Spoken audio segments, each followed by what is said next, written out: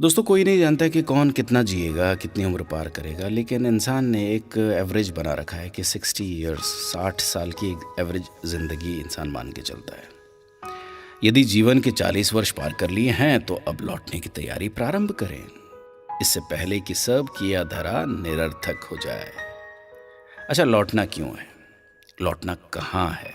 लौटना कैसे? इसे जानने, समझने और लौटने का निर्णय लेने के लिए टॉल्स्टॉय की एक बहुत मशहूर कहानी है, आज आपको सुनाना चाहता हूँ। लौटना कभी आसान नहीं होता। एक आदमी राजा के पास गया कि वो बहुत गरीब था, उसके पास कुछ भी नहीं, उसे मदद चाहिए। राजा दयालु था, उसने पूछा कि क्या मदद चाहिए। आदमी ने कहा थोड़ी सी जमीन चाहिए।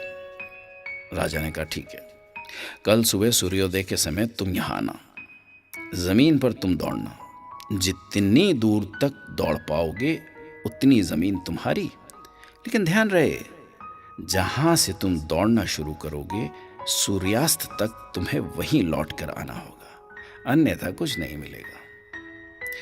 वो शख्स खुश हो गया।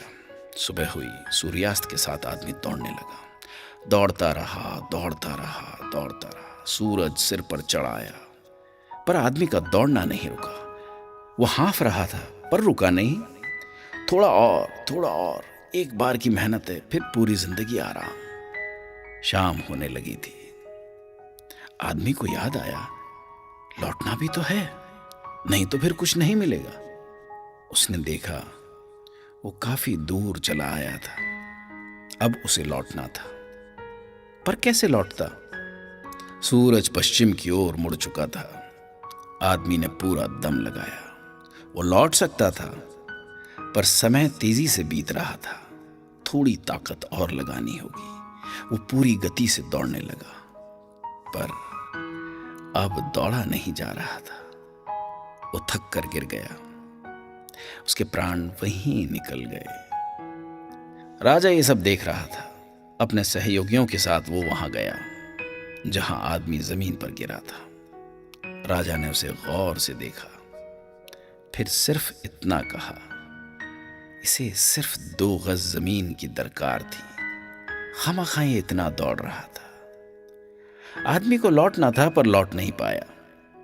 वो लौट गया वहां जहां से कोई लौट कर नहीं आता। अब जरा उस आदमी की जगह अपने आप को रखकर कल्पना करें कि कहीं हम भी तो वही भारी भूल नहीं कर रहे हैं जो उसने की। हमें अपनी चाहतों की सीमा का पता नहीं होता। हमारी जरूरतें तो सीमित होती हैं, पर चाहतें अनंत। अपनी चाहतों के मोह में हम लौटने की तैयारी ही नहीं करते।